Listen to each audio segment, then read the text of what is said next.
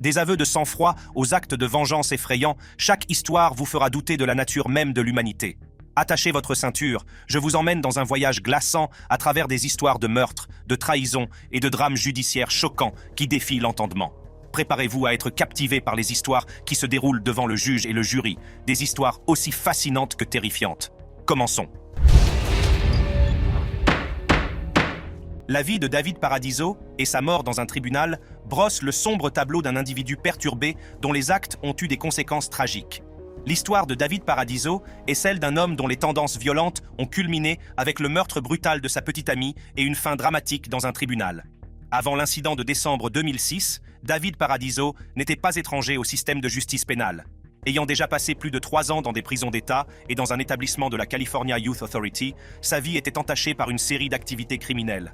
Le casier judiciaire de Paradiso était vaste et varié. Il a fait l'objet de plusieurs chefs d'accusation pour vandalisme et de nombreuses accusations liées à la drogue et à l'alcool. Ses démêlés avec les forces de l'ordre étaient souvent violents. Dans un cas, il a brisé la vitre d'une voiture de patrouille et dans un autre, il a commis des coups et blessures à l'encontre d'un agent pénitentiaire, ce qui lui a valu une peine de 2 ans de prison. 2001. À l'âge de 21 ans, Paradiso est arrêté pour conduite en état d'ivresse.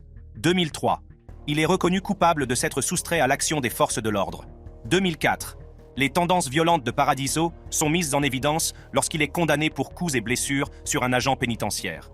L'ensemble de ces incidents a permis de dresser le portrait d'un homme qui s'est souvent retrouvé du mauvais côté de la loi, jusqu'à son dernier crime, le plus grave, commis en 2006. En décembre 2006, la vie de David Paradiso a pris un tournant sinistre lorsqu'il a été arrêté pour un crime odieux, le meurtre présumé de sa petite amie de 20 ans, Eileen Pelt. Leur relation, encore balbutiante, n'a duré que quelques semaines avant de se terminer dans un bain de sang. La tragédie s'est déroulée sur la banquette arrière de la Chrysler 300 2005 de Deborah, la mère de Paradiso, alors qu'il roulait dans une ruelle sombre de l'Audi. L'incident macabre s'est produit après une dispute, Paradiso ayant poignardé Pelt dans le cou. Deborah, qui conduisait la voiture, a affirmé par la suite qu'elle n'avait entendu aucun signe de dispute avant l'attaque fatale. Paradiso a affirmé qu'il devait agir en premier, déclarant que Pelt lui aurait ôté la vie s'il ne l'avait pas frappé. Cette affirmation contredira plus tard ce qu'il a dit au tribunal le 4 mars 2009. Après le meurtre, Paradiso a dû réfléchir rapidement. Dans un état qui ne peut être décrit que comme un choc ou un calcul froid, Paradiso a ordonné à sa mère de conduire jusqu'à la ville rurale de Pioneer. Là, il a jeté le corps sans vie de Pelt sur le bord de la route. Cet acte de sang-froid a conduit à l'arrestation de Paradiso pour meurtre et à l'enlèvement de sa mère. Ce n'est qu'en février 2009 que le procès de Paradiso a commencé. Mais avant cela, en janvier 2008, il avait été inculpé pour possession d'une arme mortelle dans sa cellule de prison à la Deuel Vocational Institution. En février 2009, alors que s'ouvrait le procès pour le meurtre de Pelt, l'équipe de défense de Paradiso a fait valoir qu'il n'avait pas toute sa tête. Son avocat, Charles Pacheco, a affirmé que Paradiso était sous l'influence de la méthamphétamine lorsqu'il a tué Pelt. Paradiso a admis avoir poignardé Pelt, mais a affirmé qu'il était sous l'emprise d'une paranoïa due à la drogue. Mais ce qui s'est passé ensuite a dépassé toutes les espérances. Le 4 mars 2009, la salle d'audience de Stockton s'est transformée en une scène de chaos et d'effusion de sang. Deborah, la mère de Paradiso, a quitté le tribunal en larmes après que son fils a déclaré de manière choquante que Pelt ne méritait pas de vivre, avouant que c'était pour cette raison qu'il l'avait tué. Cette révélation a choqué toutes les personnes présentes et a ouvert la voie à un désastre imminent. Pendant une pause demandée par la juge Cinda Fox, quelque chose s'est emparé de Paradiso, qui n'a pas pu cacher ses intentions quelques instants avant de faire quelque chose de vraiment choquant. Il s'est levé et a soudainement attaqué la juge Linda Fox avec un bâton qu'il avait fabriqué à partir du sommier de sa cellule de prison. La salle d'audience a explosé lorsque Paradiso l'a violemment attaqué. Dans le chaos, l'inspecteur Eric Bradley, un officier expérimenté et l'enquêteur principal sur l'affaire Paradiso, est entré en action. Il a sorti son arme et a tiré sur Paradiso, mettant fin à la violente attaque. La juge Fox n'a subi que des blessures légères, mais l'impact émotionnel a été important, l'empêchant de reprendre son travail pendant un certain temps. L'attaque a mis en évidence de graves lacunes en matière de sécurité dans la salle d'audience. Il a été révélé par la suite que Paradiso était sous l'emprise de drogue au moment de l'attaque. L'action rapide et décisive de l'inspecteur Bradley a été examinée ultérieurement et jugée justifiée.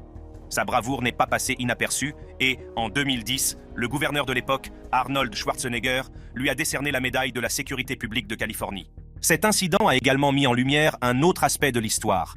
À l'extérieur de la salle d'audience, Deborah Paradiso s'est mise à hurler lorsqu'elle a appris la mort de son fils. Elle a affirmé avoir averti les autorités 2 semaines auparavant que son fils était mentalement instable et qu'il possédait peut-être une arme.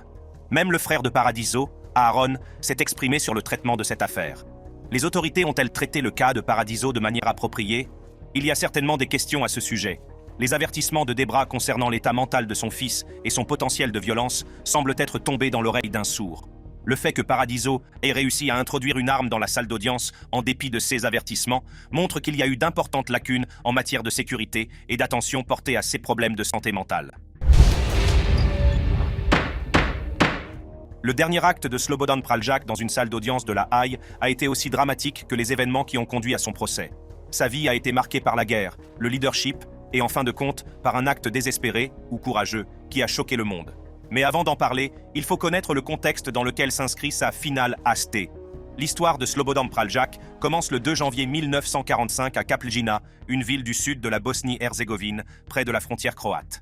En septembre 1991, 4 mois seulement après le début de la guerre d'indépendance croate, Praljak abandonne une brève carrière politique pour se porter volontaire à Sunja, près de Sisak, dans le centre de la Croatie, où il dirige des opérations de défense.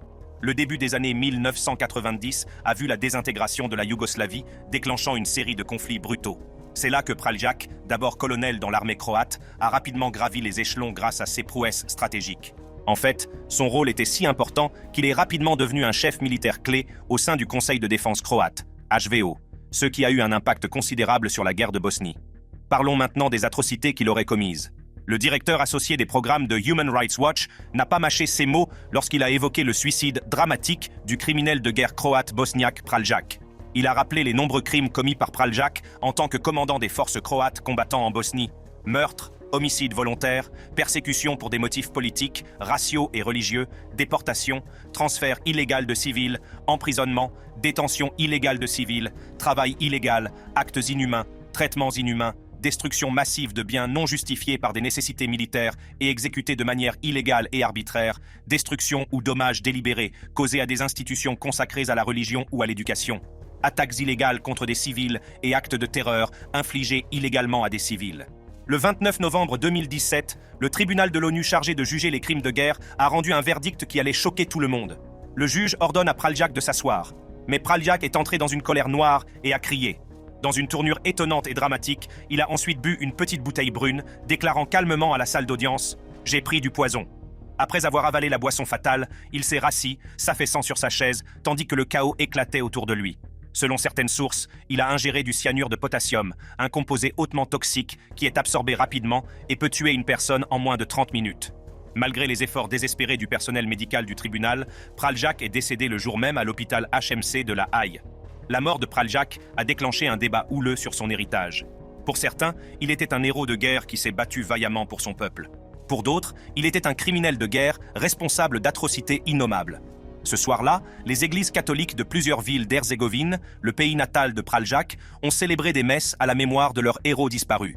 La présidente croate Kolinda Grabar-Kitarović a parlé avec passion de Praljak, le décrivant comme un homme qui a préféré donner sa vie plutôt que de vivre après avoir été condamné pour des crimes qu'il croyait fermement ne pas avoir commis. Son acte a profondément touché le cœur du peuple croate et a laissé au tribunal pénal international pour l'ex-Yougoslavie le poids d'un doute éternel quant à l'accomplissement de ses tâches. Le journaliste Amer Obradović, qui a vécu des horreurs dans un camp de prisonniers dirigé par des soldats du Conseil de défense croate, HVO, sous le commandement de Praljak, a exprimé son mépris sur Twitter. Les personnes qui étaient avec moi dans le camp ont survécu aux tortures les plus horribles, mais aucune d'entre elles ne s'est suicidée. Les détenus du camp sont des gens courageux, et ces grands chefs d'armée et ces généraux ne sont que des lâches. Cet incident a également mis en lumière les lacunes apparentes en matière de sécurité des tribunaux.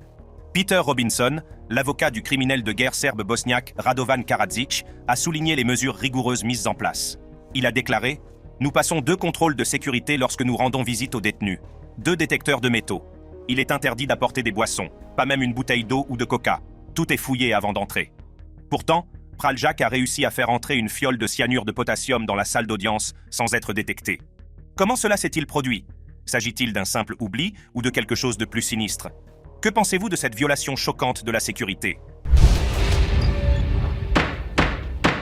L'affaire suivante concerne le désordre causé par un meurtrier condamné dans le tribunal du comté de Fulton à Atlanta, en Géorgie. Voici un indice. Il a été l'accusé le plus cher de Géorgie, son procès ayant coûté plus de 3 millions de dollars à l'accusation et à la défense réunie. Je veux parler de l'évasion de Brian Nichols et de la série de meurtres qui s'en est suivie, qui a entraîné 4 morts tragiques et qui a mis en lumière les faiblesses de la sécurité des palais de justice. Entrons dans les détails de ce déchaînement de violence qui constitue l'un des incidents les plus choquants et les plus violents de l'histoire récente d'Atlanta. L'affaire découle initialement de l'arrestation de Nichols pour plusieurs chefs d'accusation, dont le viol, l'enlèvement et l'agression d'une ancienne petite amie, après qu'il eut découvert qu'elle avait commencé à fréquenter un pasteur de l'église qu'ils fréquentaient tous deux. Le premier procès s'est terminé dans le désordre, avec un vice de procédure en raison d'un jury suspendu. Alors que Nichols attendait son second procès, ses amis et sa famille s'inquiétaient de plus en plus de la possibilité d'une tentative d'évasion, alimentée par des révélations selon lesquelles il avait déjà essayé de mettre au point un plan d'évasion avec un ami. Les autorités n'ont pas tenu compte de ces inquiétudes. Une grave erreur. Le matin du 11 mars 2005, à 8h45, ce qui devait être une escorte de routine pour un nouveau procès au palais de justice s'est transformé en cauchemar. Alors qu'un adjoint du shérif lui déverrouillait les menottes, Nichols a lancé une attaque vicieuse, la maîtrisant dans une lutte qui a duré environ 3 minutes. Il s'est emparé de son pistolet de service Glock et l'a brutalement battu jusqu'à la plonger dans le coma. Il s'agissait de sa première tentative réussie après avoir essayé en vain d'introduire dans la salle d'audience des armes à feu dissimulées dans ses chaussures. Après l'agression, il a rapidement revêtu des vêtements civils et s'est préparé pour sa comparution au procès. Il savait exactement ce qu'il devait faire ensuite. Dans les minutes qui ont suivi, Nichols a rencontré Susan Christie et Gina Clark Thomas, chargées de l'affaire, ainsi que l'avocat David Allman. Brandissant l'arme volée, il les a forcés à le conduire dans le cabinet privé du juge Roland Barnes, où il a arraché les lignes téléphoniques pour couper tout appel à l'aide. À 8h55, Nichols avait déjà intensifié sa violence. Il s'est procuré une autre arme auprès d'un adjoint et est entré dans la salle d'audience par l'arrière du banc du juge. Il a tiré un seul coup de feu, atteignant mortellement le juge Barnes à la tête, puis a retourné l'arme contre la sténographe Julie Brando, la tuant sur le coup. Nichols a ensuite descendu la cage d'escalier du tribunal et est sorti par une porte de secours, déclenchant l'alarme. Sur Martin Luther King Jr. Drive, l'horreur s'est poursuivie lorsque Nichols a tiré mortellement dans l'abdomen de l'adjoint du shérif Hoyt Tisley. Il a ensuite volé plusieurs véhicules au cours de sa fuite, qui a fait l'objet d'un reportage dans l'émission America's Most Wanted. Les autorités ont annoncé une récompense de 65 000 $ pour toute information permettant de capturer Nichols. Immédiatement après son évasion, Nichols a détourné plusieurs voitures, tentant de prendre des otages, mais sans succès. À 10h40, il a tenté de voler un couple dans un appartement, s'est battu avec le petit ami avant de s'enfuir. Au bout de 5 minutes de marche, Nichols s'est retrouvé face à l'agent américain de l'ICE David Wilhelm, qui l'a tué et à qui il a pris une arme, un badge et un pick-up Chevrolet bleu. Il n'était pas encore prêt à renoncer à sa liberté. Nichols, qui cherchait désespérément une cachette, a rencontré Ashley Smith vers 2h30 du matin le 12 mars, alors qu'elle rentrait à son appartement de Duluth. Il l'a forcée à entrer sous la menace d'une arme, lui a lié les mains et les pieds et l'a prise en otage. Madame Smith, une veuve de 26 ans qui luttait contre la toxicomanie et s'efforçait de reconstruire sa vie pour sa fille de 5 ans, s'est tournée vers sa foi en cette heure critique. Elle a lu à Nichols des passages de la Bible et un livre de développement personnel, lui a parlé de sa fille et a fait des choix qui ont finalement changé la trajectoire de la nuit. Dans une tournure d'événements saisissante, Madame Smith s'est retrouvée plus profondément dans les griffes du danger alors qu'elle suivait Nichols, l'aidant à dissimuler le camion avant de retourner à son appartement dans son propre véhicule. Remarquablement, au cours de ce voyage tendu, Nichols a laissé ses armes derrière lui, et bien que Smith ait eu son téléphone portable à portée de main, elle s'est abstenue d'appeler la police. Nichols semble se détendre un peu et permet même à Smith de partir voir sa fille. Il lui a donné de l'argent, laissant entendre qu'il pourrait utiliser son appartement comme cachette pour les prochains jours. Mais dès qu'elle s'est libérée, elle a pris une décision cruciale qui allait faire basculer le récit de la nuit. Dès qu'elle en a eu la possibilité, elle a composé le 911. En quelques minutes, le calme du complexe d'appartements a été rompu par l'arrivée d'une équipe d'intervention d'urgence, SWAT. Encerclé et submergé, il a été contraint de se rendre, mettant enfin un terme à l'épreuve déchirante qu'il avait déclenchée. Le 5 mai 2005, Brian Nichols a été inculpé par un grand jury du comté de Fulton de 54 chefs d'accusation, dont meurtre, homicide volontaire, vol à main armée, détournement de voiture, vol, coups et blessures graves, voies de fait graves, etc. Plaidant non coupable pour cause d'aliénation mentale, son procès est devenu le plus coûteux de Géorgie, dépassant les 3 millions de $. Le procès devait initialement se dérouler à l'endroit même où Nichols avait commis ses crimes, mais des problèmes d'équité et des questions financières ont conduit à changer de lieu. Alors que les préparatifs du procès étaient en cours, Nichols a été découvert en train de préparer une nouvelle évasion, ce qui a conduit à son transfert dans les locaux plus sûrs de la prison du comté de DeKalb en octobre 2006. Le procès qui s'est tenu en 2008 à Atlanta a présenté des preuves discréditant la thèse de l'instabilité mentale de Nichols, notamment des enregistrements audio des meurtres et des preuves médico-légales réfutant sa thèse de la légitime défense dans l'assassinat de l'agent spécial Wilhelm.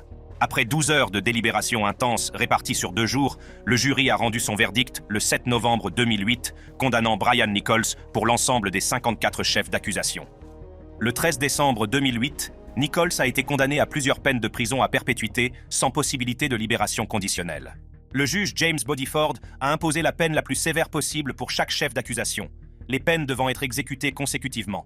Bien que Nichols ait échappé de peu à la peine de mort en raison de l'incapacité du jury à se mettre d'accord à l'unanimité, une exigence de la loi de Géorgie, le juge Bodyford a exprimé son désir d'imposer des peines encore plus sévères, déclarant « Si je pouvais vous en donner plus, je le ferais ».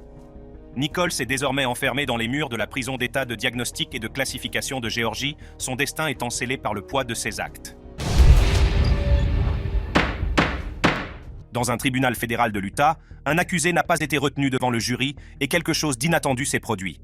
Le 21 avril 2014, une affaire importante a été révélée, impliquant 17 personnes inculpées dans un acte d'accusation datant de 2010. Les chefs d'accusation retenus contre ces membres du gang Tongan Crip comprenèrent des agressions, des vols, des complots et des infractions à la législation sur les armes. Tous les accusés ont été condamnés à de lourdes peines de prison, allant de 10 à 30 ans. Cependant, la procédure a pris une tournure inattendue lors du procès du dernier accusé, Sial Angelo, 25 ans, membre du gang. Ces actions ont conduit à l'annulation du procès. Sial Angelo, également connu sous le nom de rue de Seadown, était un membre éminent des Tongan Crips. Selon les documents judiciaires, Angelo jouait un rôle spécifique au sein du gang. Il était connu pour cibler les magasins 7-Eleven de Salt Lake City, où il a commis une série de vols. Cependant, en 2008, les forces de l'ordre l'ont appréhendé et il risque une longue peine de prison fédérale. Ses activités criminelles avaient dégénéré en affrontements violents, notamment en abattant un employé de magasin au cours de l'un de ses vols et en engageant une fusillade avec 2 marshals fédéraux qui tentaient de l'arrêter. Angelo a également été accusé d'être impliqué dans un réseau criminel plus large en tant que membre des Tongan Crips, ce qui aurait pu le rendre responsable d'autres crimes violents tels que des meurtres et des vols commis par le gang. C'est ce qui a conduit à sa comparution devant un tribunal fédéral en avril 2014, où il a dû répondre de graves accusations liées à son appartenance à un gang.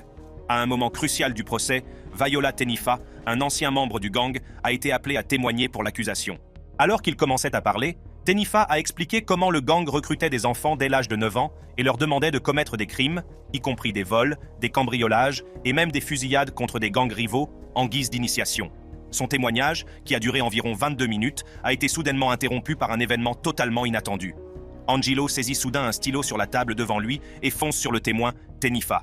Il a fait un bond en avant, tentant de frapper Tenifa avec le stylo, mais a manqué son coup. En réaction, un marshal américain présent dans la salle d'audience a rapidement dégainé son pistolet et tiré 4 coups de feu à bout portant, blessant mortellement Angelo. Une personne présente dans le tribunal a parfaitement expliqué la situation. La salle d'audience est immédiatement plongée dans le désordre. Les procureurs sont restés figés, en état de choc, tandis que l'avocat d'Angelo s'est réfugié sous un bureau. Un autre marshal, la main sur son holster, a demandé à toutes les personnes présentes dans la salle, y compris la famille d'Angelo, de rester immobile au milieu du chaos. Dans l'action en justice pour mort injustifiée, rejetée par la suite par un tribunal fédéral, la famille de M. Angelo a soutenu que le marshal qui lui a tiré dessus avait fait un usage excessif de la force. Elle a souligné les importantes mesures de sécurité mises en place au palais de justice, ainsi que la présence de plusieurs marshals américains armés et d'huissiers de justice qui auraient pu maîtriser M. Angelo sans recourir à la force meurtrière. La famille a souligné que la seule arme d'Angelo était un stylo. De plus, elle affirme que les 3 derniers coups de feu ont été tirés dans le dos d'Angelo alors qu'il était déjà tombé au sol. Qu'en pensez-vous? Le marshal aurait-il pu gérer la situation différemment?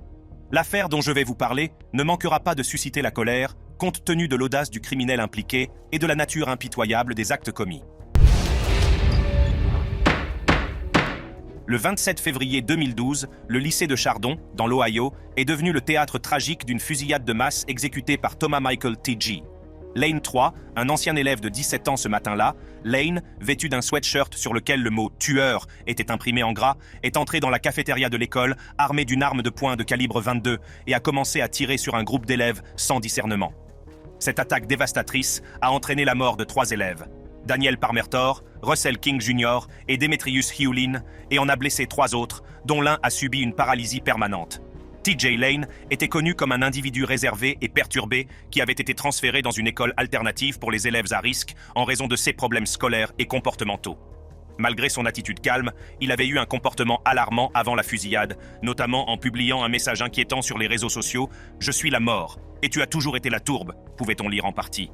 Maintenant, je sens la mort, pas seulement en train de se moquer de toi, pas seulement en train de te traquer, mais aussi à l'intérieur de toi. Pas seulement en train de vous traquer, mais à l'intérieur de vous. Remue-toi, tortille-toi. Sentez-vous plus petit sous ma puissance. Saisissez la pestilence qu'est ma faux. Mourrez, tous. Au cours de l'attaque, Lane a tiré 10 balles, ciblant des élèves qu'il ne connaissait pas personnellement, ce qui indique une sélection aléatoire des victimes.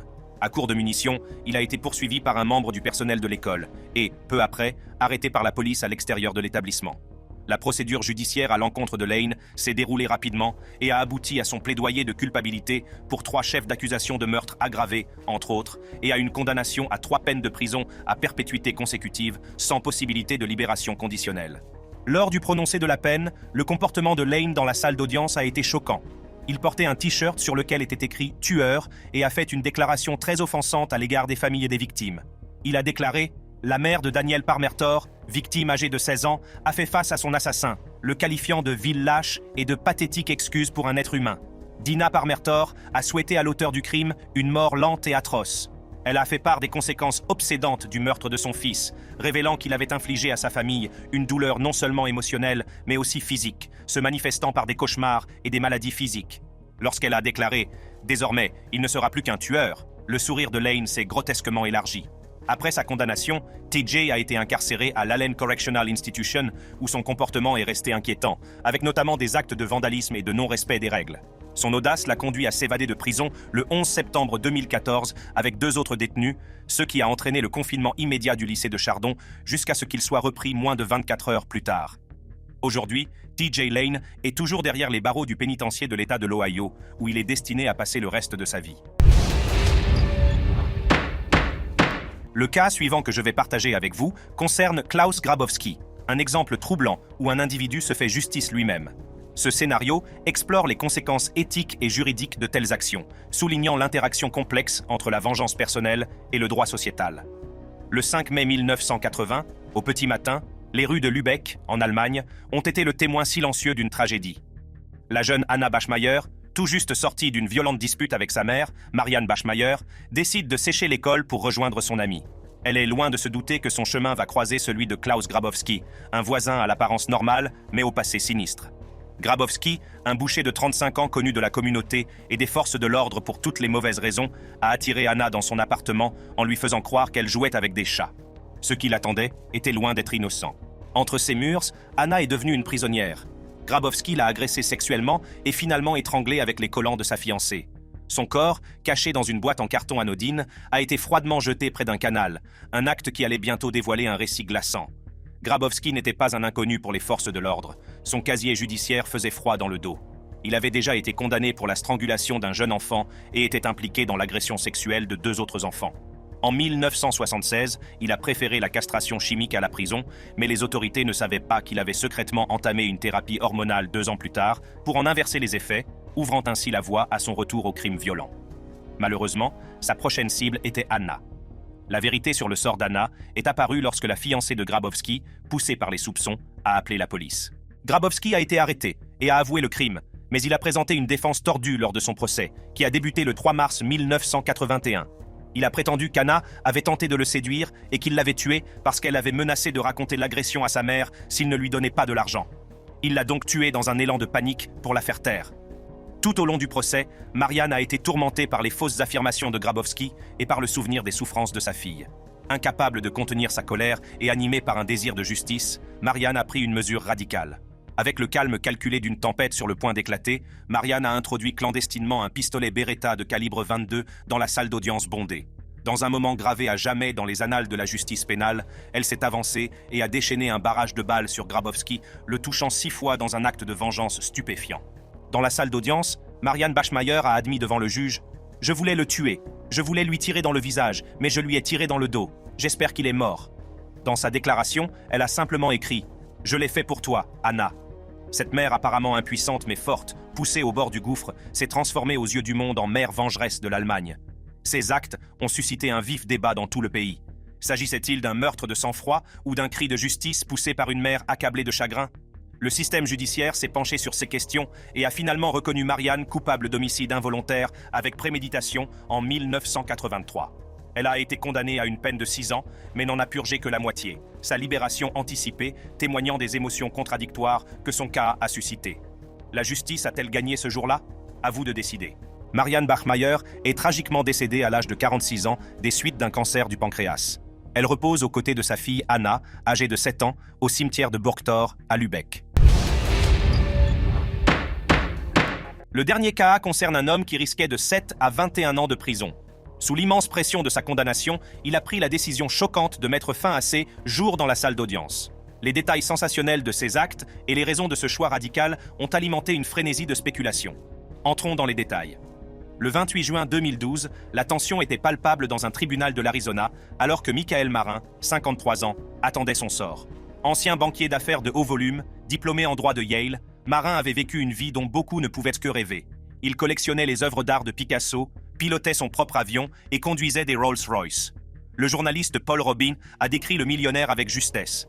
Il était accusé d'avoir mis le feu à sa luxueuse demeure de 2,55 millions de dollars située dans le quartier chic de Phoenix, Biltmore Estates. Des problèmes financiers l'avaient rattrapé après l'échec d'une tentative de vente de sa maison au profit d'une œuvre de bienfaisance, ce qui a conduit les procureurs à l'accuser d'avoir mis le feu à son manoir pour échapper à d'écrasants remboursements hypothécaires. La sortie spectaculaire de Marin pendant l'incendie n'a fait qu'accroître les soupçons. Vêtu d'un équipement de plongée et utilisant une bouteille d'oxygène, il s'est échappé en descendant par une échelle depuis le 2e étage. L'enquête sur l'incendie a révélé que le manoir avait été incendié intentionnellement en 4 endroits différents, en utilisant des accélérateurs et des annuaires téléphoniques comme bois d'allumage. De plus, les biens les plus précieux de Marin, dont 18 gravures de Pablo Picasso, ont été mis en sécurité ailleurs pendant l'incident, ce qui a renforcé le mystère et la suspicion autour de lui. Avec des biens qui s'amenuisent et des dettes qui s'accumulent, l'histoire de Marin passe de la réussite au désespoir.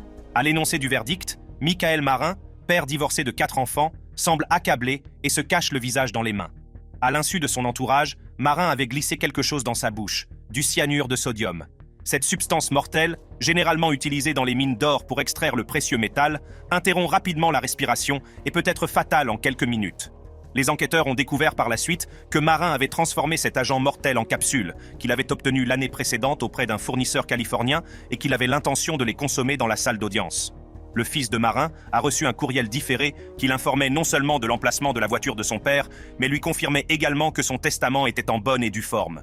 Ce message, arrivé au milieu des événements tumultueux, laissait entrevoir une dernière tentative de Marin de régler ses affaires. Pour d'autres vidéos d'audience captivantes et instructives qui vous tiendront en haleine, cliquez sur les cartes à l'écran. Je serai là pour partager avec vous d'autres histoires fascinantes.